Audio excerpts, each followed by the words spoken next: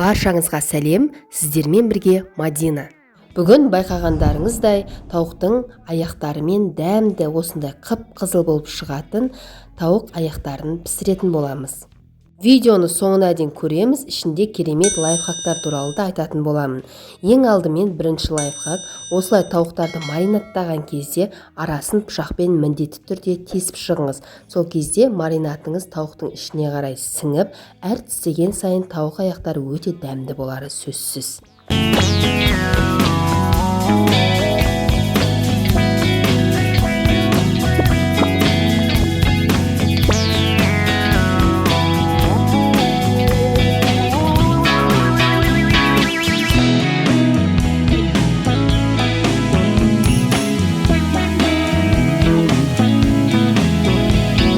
Мінекей, тауық аяқтарының барлығын тесіп дайындап алдық.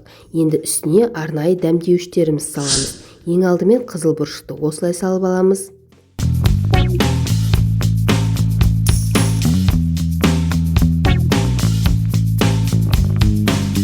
Енді қара бұрыштан да саламыз.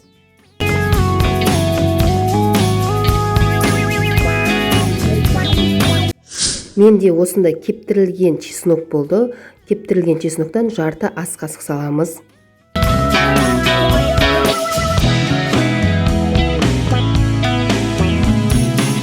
Сосын осы арнайы окорочка, яғни тауық етіне арналған приправадан да жарты ас қасықтай қосамыз.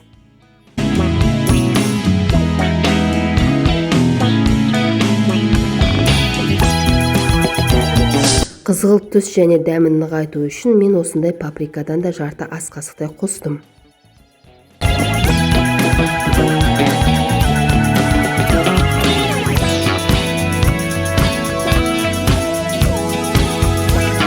Сонымен қатар сочный болуы үшін 2 ас қасық томат немесе кәдімгі кетчуп та бола береді.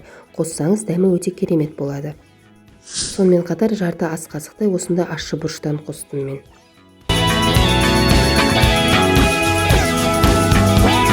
Барлығын салып болғаннан кейін 2 ас қасық майонезді салып, жақсылап араластырып, кемі 2 сағатқа немесе 1 түнге қойсаңыздар өте керемет болып, арасына барлық салған қоспаларыңыз тауықтың аяқтарына сіңетін болады.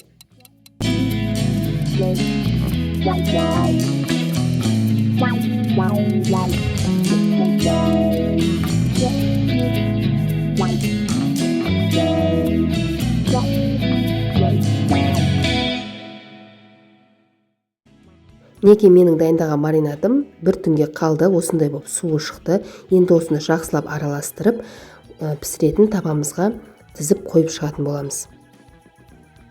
Осы арада айта кететін, духовканы міндетті түрде қыздырып қойыңыздар. Алтын ала қыздырылған духовкада 180 градуста жарты сағат немесе 40 минуттай піседі. Яғни ары қарай өзіңіздің духовкаңызға байланысты пісуі.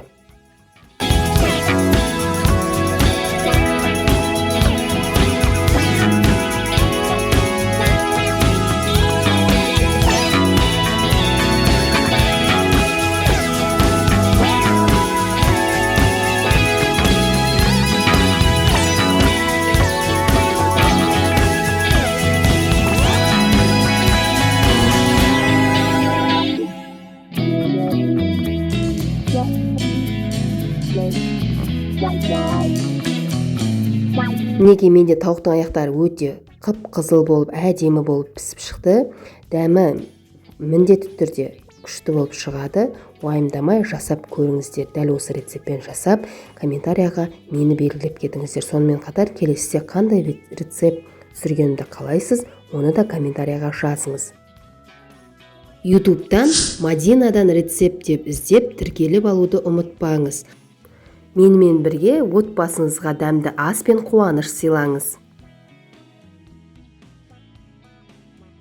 Соңына дейін тамашалағандарыңызға рахмет. Сіздермен бірге болған Мадина.